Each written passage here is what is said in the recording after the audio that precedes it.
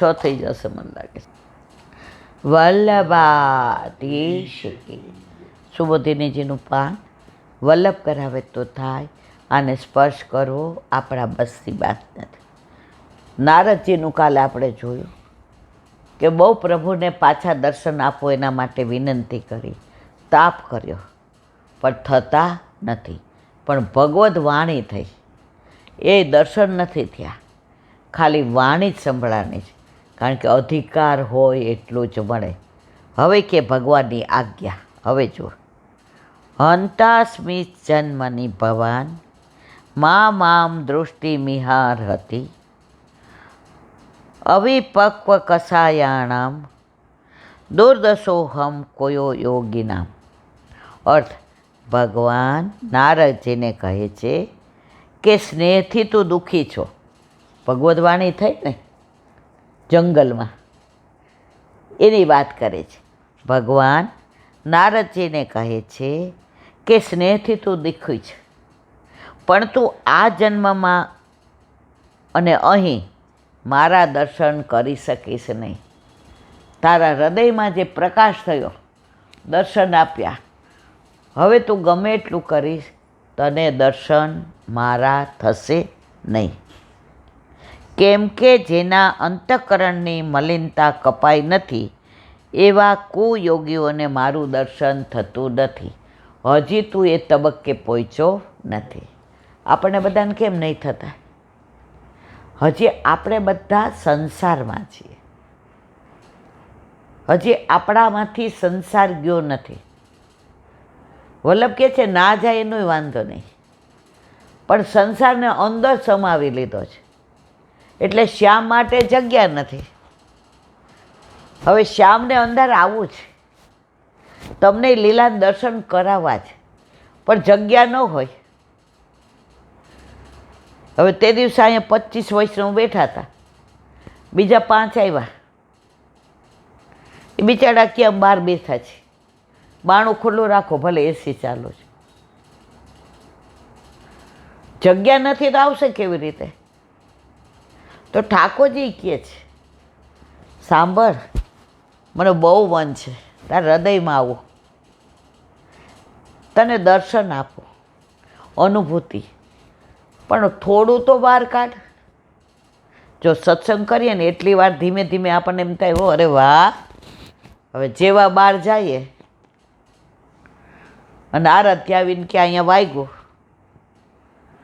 દાદાને કોલન લગાડીને પાટો બાંધી લ્યો, આવી ગયું બધું અંદર.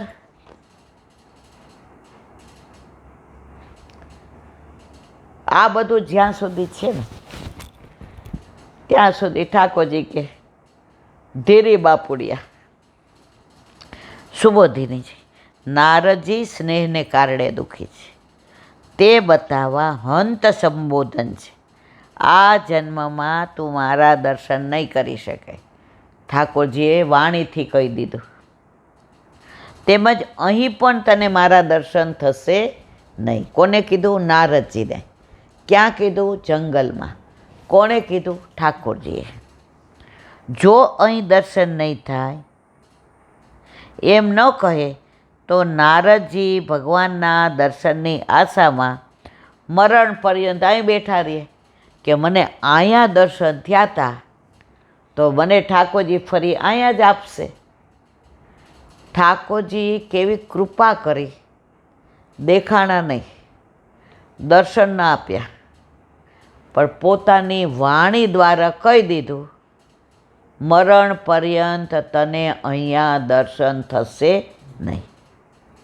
માટે કહે છે કે વૈકુંઠમાં બીજી જગ્યાએ બીજા જન્મમાં તને મારા દર્શન થશે. અહીં દર્શન ન થવાનું કારણ અવિપક્વ કસાયાણામ વિશેષણમ પક્વા રાગાદયો એશા. જેના રાગદ્વેષ વગેરે અંતઃકરણના દોષો પાકી ગયા નથી. જો કેરી પાકે ને એને મેળાઈ પડે, પરાળે કાચી લઈ અને ઓલી પડીકી મૂકી દો કાર્બોરેટ, આ કેમ આટલા કેન્સર વધ્યા છે? કેમ આટલા રોગ વધ્યા છે? દરેક શાક જુઓ. આપણે તે દી આપણા ખેતરે ગયા તો ઓલા ભાઈ આવ્યા, એ શું કહેતા હતા કે તમારે ત્યાં ઘઉં થયા એ ઓર્ગેનિક હતા. તો લોકો અહીંયા 10 જણા પૂછવા આવ્યા, વધુ હોય તો અમને દેજો. ભાવ હતો 1.5, તોય બધાને આ ઘઉં લઈ જવાના, કારણ કે આ બોરના પાણીના હતા. આ શાક તમારા રીંગણ ને ગવારને થાય છે, મરચાં લીંબુ બોરના પાણીનું છે. હવે તમે અમુક જગ્યાએ બહાર બેઠા હોય જોવો ને, ગટરના પાણીના શાક હોય. શાક થાય પણ અંદર સત્વ ન હોય, ન હોવાના તત્વો હોય, તો કેટલા રોગ થાય છે. તો અહીંયા શું કહે છે કે હજી તારા અંતઃકરણના દોષ પાકી ગયા નથી. પાકે ત્યારે તારો મેળ પડે. ભગવાન કહે છે, યદ્યપિ ભક્તિ અને જ્ઞાનનો ઉદય થવાથી તારા રાગ દ્વેષ આદિ અત્યારે દબાવી ગયા છે. અત્યારે બધું તારું રાગ દ્વેષ જતું રહ્યું, દબાઈ ગયું છે. પેલું કોઈ વસ્તુ ભરવી હોય ને, ખૂબ દબાવી, નીચેની વસ્તુ દબાય તો ઉપર ભરાય. કે છે અત્યારે બધું દબાઈ ગયું છે, એટલે કે છુપાઈ ગયા છે, ગયા નથી. એટલે તને અહીંયા દર્શન થશે નહીં. પણ કાલાંતરે નિમિત્ત મળતા તે પાછા જાગી જશે. જાગી જાય એટલે તને દર્શન થાય નહીં. માટે એમના પરિપક્વ થવાનો ઉપાય શોધ. વલ્લભે તો આપણને આ બધું કહી દીધું, ખાલી સેવા સ્મરણ સત્સંગ કરો, બીજું કાંઈ કરવાનું, બાકી બધું હું કરીશ. ઘણા ઓલા નવરાત્રિ આવે એટલે આપણને ફોન કરે, ઈલાબેન આપણે કાંઈ અનુષ્ઠાન. મેં કીધું આ અનુષ્ઠાન આપણામાં તો શબ્દ જ નથી આવતો. પુષ્ટિ માર્ગમાં છે ને અનુષ્ઠાન. આપણે રોજ યમુનાજીના જારીજી ભરો, યમનાષ્ટક બોલો,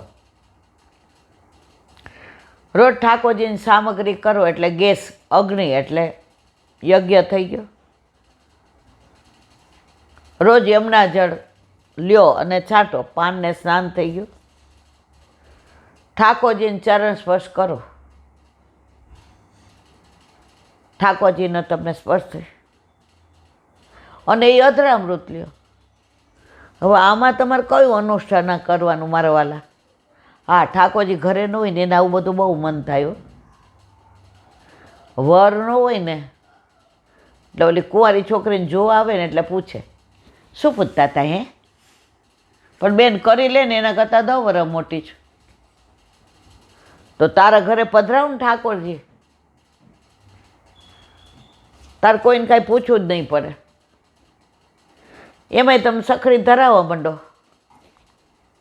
તમારે કોઈની યાર માથાકૂટ જ નહીં કરવી પડે. બધું એ શીખવાડી દેશે. એક બેન સખડી ધરાવવા માંડ્યા તો મને કે ઓલો કોર શું કરવાનો?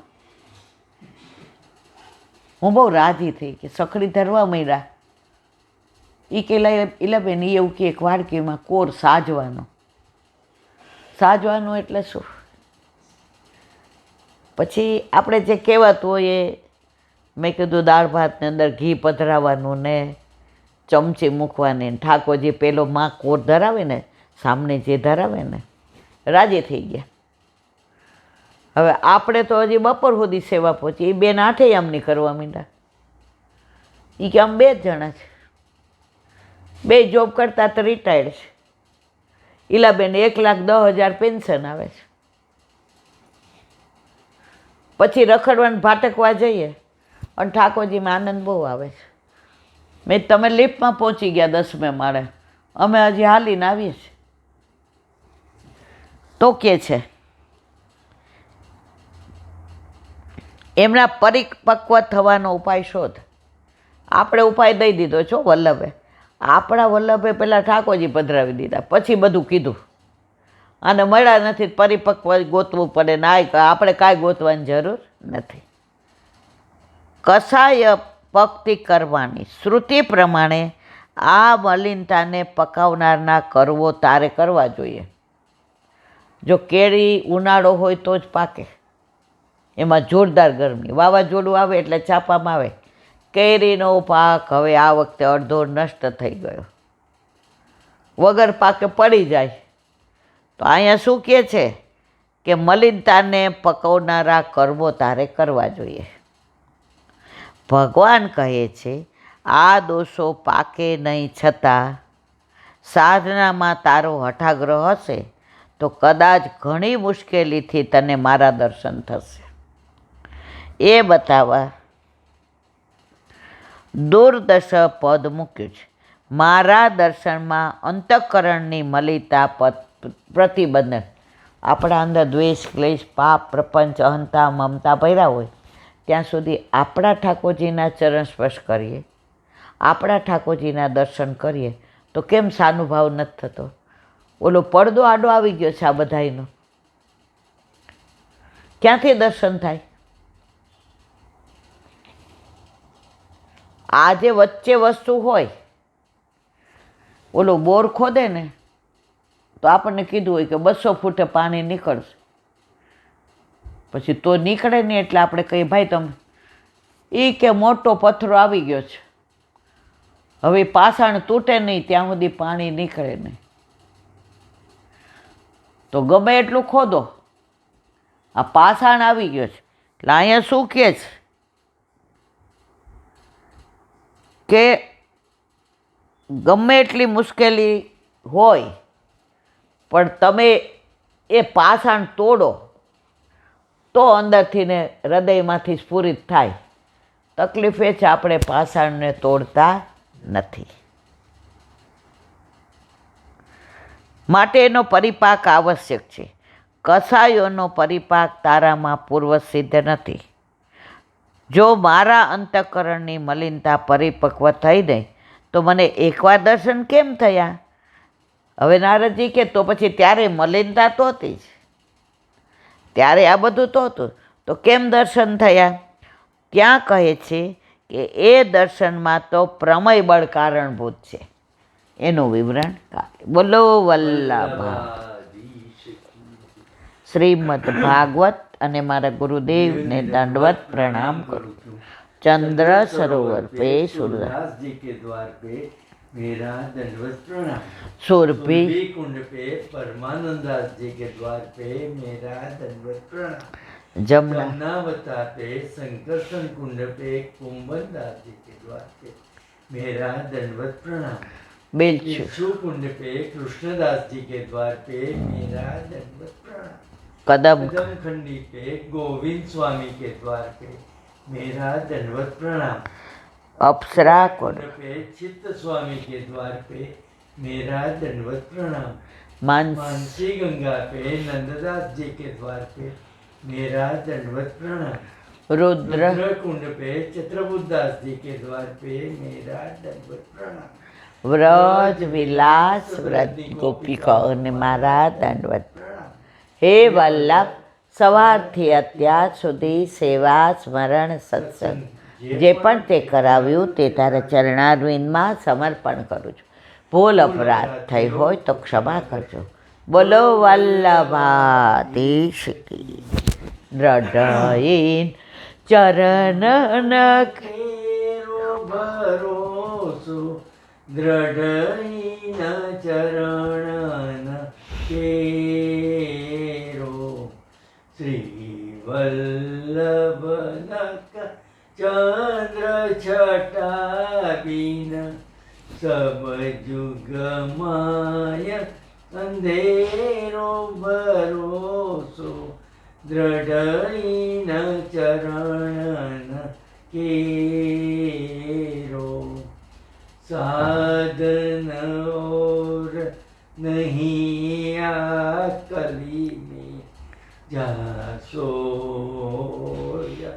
निवेदो. सूर्य का कहे विविध आंधरो, बिना मोल को चेरो भरोसो, દ્રઢઈન ચરણ દ્રઢ ચરણ દ્રઢઈન ચરણ કેરો શ્રી વલ્લભાધીશ. આજનો આ સત્સંગ મારા વલ્લભના ચરણારવિંદમાં સમર્પણ કરું છું. ભૂલ અપરાધ થઈ હોય તો ક્ષમા કરજો. આ મારા વલ્લભની વાણી અને ભૂલ હોય મારી. બોલો વલ્લભાધીશ. બધાય વૈષ્ણવને જાજા કરીને જય શ્રી કૃષ્ણ.